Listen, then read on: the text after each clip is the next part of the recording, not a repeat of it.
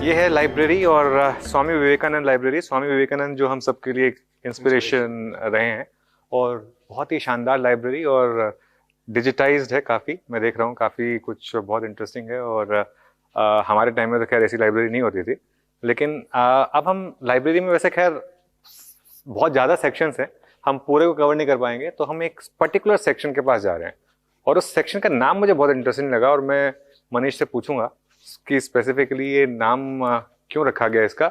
जरा एक बार इस नाम पर फोकस किया जाए और ये है लाइब्रेरी ऑफ मिस्टेक्स। ऐसा क्यों? ये बहुत ही एक मशहूर इकोनॉमिस्ट हैं रसेल नेपियर। हाँ, जो स्कॉटलैंड में है, तो उन्होंने ये उनकी क्रिएशन है। और उन्होंने एक बात कही जो हमारे सबके दिल को काफी छुई कि लोग दूसरे के सक्सेस से सीखते हैं, बट तजुर्बे को क्या कहते हैं, एक्सपीरियंस को, कि अपनी गलतियों से सीखना। So one way is to make the mistake and learn, another way is to learn from mistakes of other people. तो उनकी बहुत अच्छी टैगलाइन है, changing the world for the better, one mistake at a time. Okay.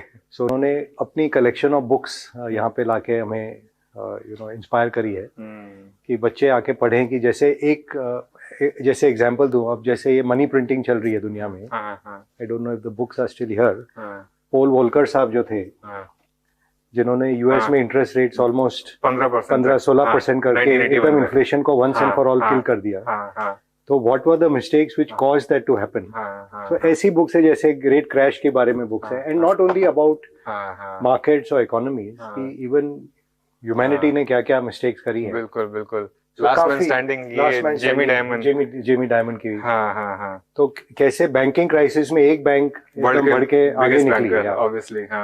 So it's a very interesting section. और जो यहाँ पे knowledge के खोज में आए, उसके लिए all resources are available, and not just George Soros, Warren Buffett, everyone, सब पर बहुत शानदार बुक्स रखी हुई हैं यहाँ पर। सो लाइक ही सेड, जो सक्सेसेस हैं वो तो है ही, जो फेलियर्स हैं, जो मिस्टेक्स हैं, it's like a economic history which you should also know. कि ट्यूलिप मेनिया भी हुई थी, साउथ सी बबल हुआ था, मैक्सिको 1994। अगर ये जैसे 5000 साल से जो इंसान हर आदमी वही मिस्टेक दोहराता रहता है कि हर राजा सोचता है मैं टेरिटरी कॉन्कर करके मेरा नाम रोशन रहेगा और जो लोग मुझे याद करेंगे, अलेक्जेंडर द ग्रेट के जमाने से।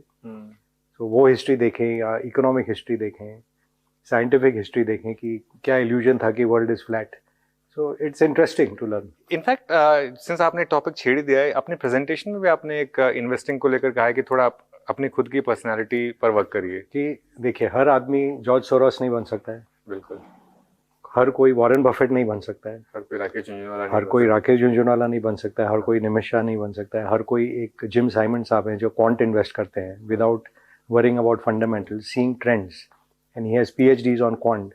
और ये दुनिया भी जा रही है उस डायरेक्शन में कि थोड़े सालों में आर्टिफिशियल इंटेलिजेंस हम सबके इंटेलिजेंस से आगे निकल के may be they will become the new great investors.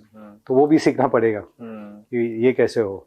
तो हम लोग की ये मानना है कि हम आते हैं इस दुनिया में as a classroom, their life is a classroom जिसमें हम सीखने आए हैं। और जो 4 भाग होते हैं लाइफ के, जो स्टूडेंट लाइफ होता है 25 साल, फिर हाउस होल्ड लाइफ होता है जो आप काम काज संभालें, अपने परिवार का देखभाल करें, फिर 50 से 75 आप मेंटरशिप करें, दूसरों को आगे बढ़ाने का मौका दे, जो जैसे कि यहाँ पे हो रहा है, और फिर आप संन्यास आश्रम में जाके सेल्फ इंट्रोस्पेक्शन करें।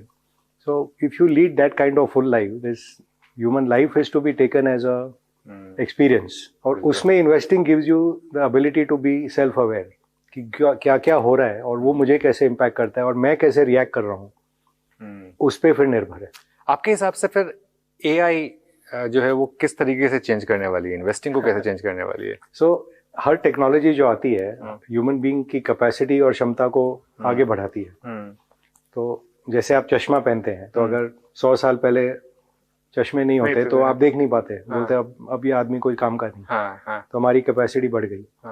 तो जैसे मशीन आए तो बोले अरे लोग फार्मिंग खत्म हो जाएगा, ट्रैक्टर आ गए तो अब आदमी काम कैसे करेगा।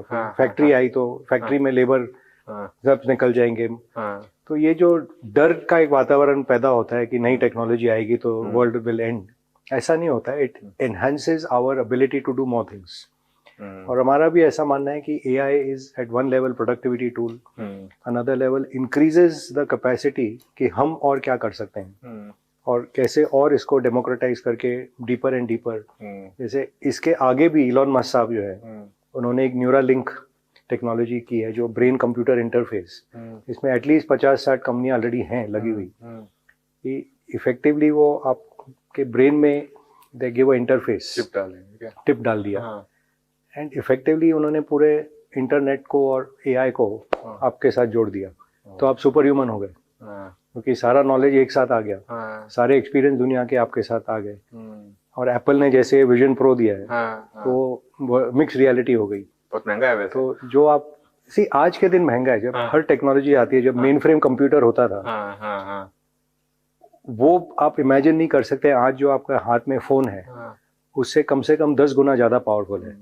मेरे एक स्लाइड में एक मेंशन था कि जो बिल क्लिंटन साहब एज प्रेसिडेंट ऑफ USA के पास जो इंफॉर्मेशन था और प्रोसेसिंग पावर था, that is available to a child in India with a phone in the hand 20 साल में।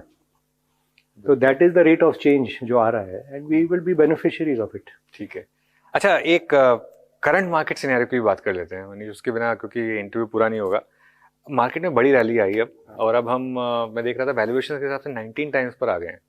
बहुत महंगा नहीं है क्योंकि हम 21 टाइम पे भी गए हैं, लेकिन बहुत सस्ता भी नहीं है।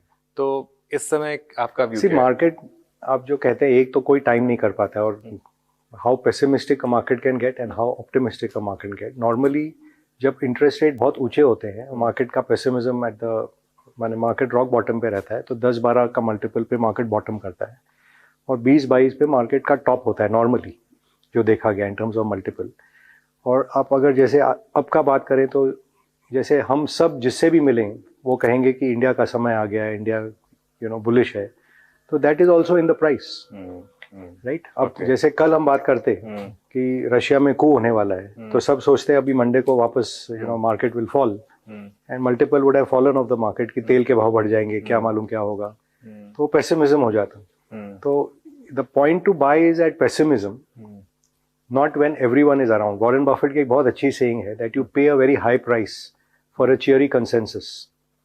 So currently consensus is India is in a great spot, which it is. But if the price is reflecting it, you have to just be little patient कि कोई ना कोई event होता है, crisis होता है, mood बदलता है, जब आपको opportunity मिलती है। Having said that, please don't try to time the market. SIP अगर करते रहें सिस्टमैटिकली, और 10 साल में अगर आप देखेंगे पीछे मुड़ के, तो अब शायद 60,000 पे लिए या 55,000 पे लिए या 65,000 पे लिए, इट वोंट मैटर। बिल्कुल, हाँ। सो वो भावना जिसके पास है और जिसके पास वो पेशेंस और टाइम फ्रेम है, क्या उनके एसेट एलोकेशन है, वो हर व्यक्ति अपना खुद डिसाइड करे। I think on that basis we should be okay. Okay. अच्छा, अब यहाँ से मार्केट लीडरशिप अभी भी कंजम्पशन बैंकिंग यहीं पे रहने वाली है? So हमने बात की शुरू में कि फाइनेंशियलाइजेशन एक थीम चलेगा ही चलेगा। Discretionary consumption more not towards FMCG but more towards discretionary cars and durables, eating out, retail, all of that. फिर जो प्राइवेटाइजेशन प्लेस है, जो कि जो गवर्नमेंट सर्विसेज प्राइवेट सेक्टर के हाथ में आ रही हैं, उनमें बहुत अपॉर्चुनिटी है। उनके लिए जो इंफ्रास्ट्रक्चर में कंस्ट्रक्शन कंपनीज है, सिक्लिकल्स हैं, वो जो पूरा वैल्यू चेन है उसमें बहुत अपॉर्चुनिटी है।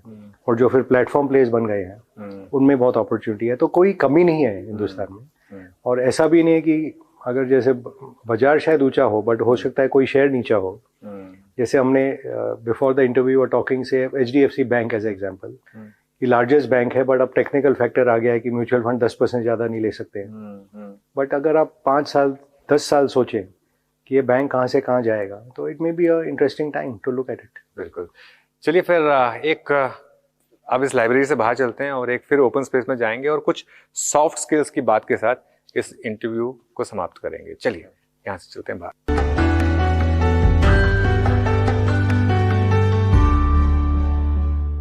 चलिए फिर वैसे मनीष, मेरा जाने का मन तो नहीं कर रहा है ये यूनिवर्सिटी छोड़ के, लेकिन आखिरी के 7-8 मिनट आपके साथ बचे हैं, तो अब कुछ बातें हो जाएं जो हमारे यंग इन्वेस्टर्स देख रहे हैं, आपको सुन रहे हैं। इस समय उनके लिए क्या लेसन्स हैं, मतलब किन चीज़ों पर फोकस करें और क्या रेड फ्लैग्स हैं जिन पर सबसे ज़्यादा फोकस करें? सो ग्रेट क्वेश्चन अनुज। कि सबसे पहली बात तो ये है कि ये ऐसा प्रोफेशन है, जैसे मैंने कहा कि it's a life long learning, learning never ends, क्योंकि चीज़ें चेंज होती रहती हैं, चाहे वो टेक्नोलॉजी हो या वो मैक्रो इकोनॉमिक्स हो या बिजनेस के जो डायनामिक्स हो, कंपटीशन हो। तो ये ना सोचे कि मैंने कुछ खरीद लिया तो I have to just buy it and forget it. I have to stay on top of things and keep that learning going. दूसरी बात ये कि हम सब बुलिश हैं इंडिया पे, नो डाउट अबाउट इट, और हरदम रहेंगे और हरदम रहे हैं। But investing is about taking a calculated bet जब odds are in your favour. And जैसे मैंने पहले भी कहा कि the only thing which is in your control is आपकी जो एंट्री प्राइस है, क्योंकि उसके बाद जो होता है, कंपटीशन क्या करता है, रेगुलेटरी क्या चेंजेस होते हैं, टेक्नोलॉजी में क्या होता है, वो आपके हाथ में नहीं है। जैसे आज हम यहाँ मिल रहे हैं, अगर परसों मिलते तो हम सुपर बुलिश होते कि मंडे को एकदम हमें सब शेयर खरीदने। कल रात में जो रशिया में हुआ, उसमें आधा ऐसे वातावरण हो गया कि सब शेयर बेच के भाग जाए। तो ये जो स्विंगिंग होता है, ग्रीड एंड फियर, वो इक्वानिमिटी चाहिए कि एक चीज होता है भरोसा, दूसरा चीज होता है खरीदने के अपॉर्चुनिटी बहुत मिलेंगे। तो ये फोमो जो रहता है मार्केट में कि ये ले गया, ये बढ़ गया, मैं रह गया, ये भी दिल से निकालें। And while we are in flame, I must also mention कि हर एक इंडियन को जो हमारी क्या कहते हैं, जो ट्रेडिशन में हमें मिला है मेडिटेशन का गिफ्ट, अगर वो भी कोई एक्सपीरियंस कर पाए सब और उसको पार्ट ऑफ डेली लाइफ बना ले, तो जो इक्वानिमिटी आती है डिसीजन मेकिंग में, that just propels you not only in your life as a investor but also in all aspects of life. Okay, तो उसको अगर ध्यान में रखें तो I think we will all benefit. Manish, आपने इतने बड़े बड़े मल्टी बैगर्स खुद आइडेंटिफाई किए, क्रिएट किए, रहे उनमें, तो ये सवाल मुझे बहुत लोग पूछते हैं, स्पेशली जब मैं यूट्यूब लाइव करता हूँ। और एक चीज़ बहुत अच्छी लगती है मुझे, आजकल लोग टिप्स नहीं मांगते, आजकल लोग ये पूछते हैं कि मैं कैसे पैसा बना सकता हूँ। एग्जैक्टली, तो वो एक अच्छी चीज़ है। तो आपके पर्सनल एक्सपीरियंस में, जैसे आपने बोला राकेश झुंझुनवाला ने टाइटन इतने टाइम रखा, कितनी बार वो टाइटन का स्टॉक अपने हाई से 50% गिरा, उस समय उस टेम्पटेशन से कैसे बचा जाए कि कहीं ये मैं गलत तो नहीं होगी? मुझे याद है 600-800 रुपये में हम सोचते थे कि टाइटन महंगा है, आज 3000 रुपये का भाव हो गया। बट इसलिए एक चीज जो मैंने कहा, जो लॉन्ग टर्म थिंकिंग है कि लोग one way they are very dismissive about macro and trends. But अगर let's take we took example of automobile और एसी फॉर एग्जांपल अर्लियर, कि अगर मैं देखता हूँ कि चाइना में 200 मिलियन एयर कंडीशनर से ज्यादा बिक रहे हैं और अपने देश में 6 मिलियन या 7 मिलियन है, तो ये ऐसा रनवे है इस कंपनी के लिए कि हो सकता है बीच में ये महंगा हो, but where is the destination finally going to be. And उसमें भी 2 साल आगे अर्निंग के डिस्काउंट हो गए या 3 साल भी हो गए, वहां तक ठीक है। अगर बबल हो गया then of course way you think I am discounting, next 10 years की सारी गिनती तो आज ही हो गई। जैसे हमने एनवीडिया की एक एग्जांपल ली कि AI is the future, but अगर आज ही हम उसके 10 साल आगे का भाव दे दें तो उसमें कमाई तो होगी नहीं। तो ये थोड़ा I don't know, it is something you have to practise and experience. I can't put exact number for you today. और ऐसा कोई डिस्ट्रप्टिव चीज भी, जैसे टेस्ला भी निकली, टेस्ला की मार्केट कैप पहले ही 1 ट्रिलियन हो गई, फिर वहां से 50-60% करेक्शन हुई। तो डेफिनेटली ईवी ट्रेंड आएगा, EV will rule the future, but there is a price for everything. So all I say, just have that discipline and see how much are you paying, और आपके भाव में क्या क्या expectation already है। जैसे आज इंडिया की भी बात करते हैं तो इंडिया के एक्सपेक्टेशन ऑलरेडी है, एम्बेडेड है प्राइस में, 19-20 टाइम्स पे पूरी मार्केट है। तो जब कोई रशिया में क्राइसिस होगा, कोई चाइना में कुछ होगा, कहीं और होगा जिससे हमारा कुछ देना देना नहीं, उस टाइम मौका मिलेगा। उस टाइम मौका मिलेगा। एक और सवाल मुझे आपसे इसी चीज पर पूछना था, जो साइकोलॉजी से रिलेटेड था थोड़ा सा। एक इन्वेस्टमेंट में आप क्या प्रेफर करते हैं, टू बी इन अर्ली, या फिर एक एविडेंस मिल जाए आपको कि मेरा थीसिस सही है, भले ही मैं 50% महंगा ले लूं? I think it depends. So there are some things which you may be too early. जैसे एक एग्जांपल मैं बाहर के देशों का देता हूँ कि we believe the whole of biology is going to overturn the pharmaceutical industry, कि chemistry based pharma is coming to an end, जो पेटेंट क्लिफ है।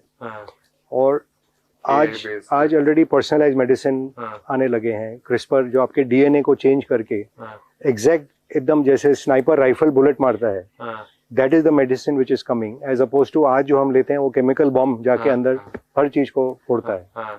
तो उसको अगर मैं I read about CRISPR and other companies in 2017. अगर उस time से लेता, बबल हुआ, फिर बबल क्रैश हुआ और फिर ये वापस बिल्ड होने की तरफ है। So you could be too early also in that. So that's an example where knowing things and yet you have to have patience कि I will buy at a good price. तो एक वो example है। दूसरा है जैसे हम गाड़ी की या एसी की बात करते हैं, यू नीड सम एविडेंस कि कंजम्पशन पिकअप है। नहीं तो 30 साल पहले भी जब मैं शुरू किया था तो ये था कि इंडिया में आदमी बहुत हैं, दाढ़ी बनाएंगे, जिलेट के ब्लेड तो लेंगे ही लेंगे। वो अभी आजकल सब पूरा 25 साल हो गए और ट्रेंड चेंज हो गया, विराट कोहली को देख के सब दाढ़ी उगाने लगे। So you need some evidence. अगर मेरा प्रोफेशन अलाउ करता तो शायद मैं भी करता एक्चुअली। मोदी जी ने भी फैशन में ला दिया। हाँ बिल्कुल बिल्कुल। अच्छा, तो एक आखिरी सवाल, इतनी बड़ी आपने इंडिया पर आपने बुलिशनेस दिखाई है ऑब्वियसली, क्या एक रिस्क फैक्टर है जो इसको हैम्पर कर सकता है? देखिए हम ऑब्वियसली हर चीज में एक risk factor, of course that's absolutely right. जैसे पहला तो मैंने कहा कि हम एक्सुबरेंस में ओवर पे कर दें, तो द इन्वेस्टमेंट में वर्कआउट, द कंपनी में workout but not for you, तो वो तो सबसे पहले ध्यान रखें। और इंडिया ऐसा देश है कि we have historically created self goal, कि दुनिया में चाहे कुछ भी हो, ग्लोबल क्राइसिस हुआ we came out resilient, COVID हुआ वी केम आउट रेजिलिएंट, तो उससे हम नहीं डरते हैं। बट अपने देश में जब हम सेल्फ गोल करते हैं, एंड जैसे पिछले सालों का वातावरण रहा है कि government has gone towards supply side economics, infrastructure बनी है, डायरेक्ट बेनिफिट टैक्सेस से थिंग्स आर इम्प्रूविंग, अगर वो माहौल पूरा बदल दिया जाए और जो कॉन्फिडेंस होना चाहिए लोगों को कि हम इंडिया में आके मैन्युफैक्चरिंग करेंगे, इंडिया में सर्विस सेंटर लगाएंगे, इन्वेस्टर भी अपना पैसा वहाँ पे इजीली रख सकता है, वो वातावरण में अगर चेंज हो जाए, then again the perception changes and valuations change. तो ये risk are there, and the traditional risk जो एनर्जी क्राइसिस है वो although I believe 2-4 साल में ये सॉल्व होगी, मॉनसून में हम देखते रहते हैं कि क्रॉप कैसा होगा, but I think these are manageable, controllable, and ये हम ज़्यादा नहीं चिंता करते हैं। बट जैसे क्रिकेट खेलते हैं तो अगर पिच ही अगर गलत हो जाए तो आप गेम कैसे खेलोगे? तो लास्ट सवाल, इसका मतलब अगर इस समय इंडिया में पैसा लगाया जाए तो एक एवरेज इन्वेस्टर, मैं आपके जैसे एक्सीलेंट स्टॉक पिकर की बात नहीं कर रहा हूँ, एक एवरेज इन्वेस्टर जो एक म्यूचुअल फंड के थ्रू इन्वेस्ट कर रहा है, ETF के थ्रू इन्वेस्ट कर रहा है, जो SIP लोग कर रहे हैं, is the best thing, because nobody can time the market. कितना एक्सपेक्ट करें? जैसे फिक्स इनकम में आज की डेट में 7% का कैगर मान लीजिए आप, इक्विटी में क्या कैगर? आई थिंक अगर आप एक्सपेक्टेशन कम रखें तो यू विल बी बेटर। हम लोग एक सॉर्ट ऑफ फॉर्मूला देते हैं, what is happiness when reality is greater than expectation. बिल्कुल बिल्कुल। सो अगर आप चालू करें कि मैं 15-20 तो कमा लूंगा, मेरा गॉड गिवन गिफ्ट है, तो वो नहीं होगा। You make more than FD, you buy a good business, business में 15-20% बिजनेस की रिटर्न है। आपका बाइंग एंट्री प्राइस अगर ठीक हो मार्केट का या स्टॉक का, जो भी आप करें, कि थोड़े आप पेसिमिस्टिक मूड में जब मार्केट रहे या वो स्टॉक रहे उस टाइम खरीदें, एंड अल्टीमेटली वो जब ऑप्टिमिस्टिक मूड होगा उसका जो गैप आपको मल्टीपल एक्सपेंशन मिल जाएगा, और जो अर्निंग अंडरलाइन ग्रोथ है वो 15-20% रहती है देश में, तो over time we have seen 15% compounding आती है अपने मोस्ट कंपनीज में, इंडेक्स में भी, and it is reasonable to expect that. But अगर आप ऑप्टिमिस्टिक पीरियड में खरीदेंगे 20 के पी में पूरे मार्केट को, तो you have to wait for next optimistic period जब ये 21-22 पी होगा, और हो सकता है बीच में एक पेसिमिस्टिक पीरियड भी आए तो आपको लगेगा अरे कुछ कमाई नहीं हुई, मैंने क्या किया यहाँ। तो वो आप ultimately the battle is with in, with the investor, with his और हर ओन इमोशन, उस पर काबू करें, that is the main thing.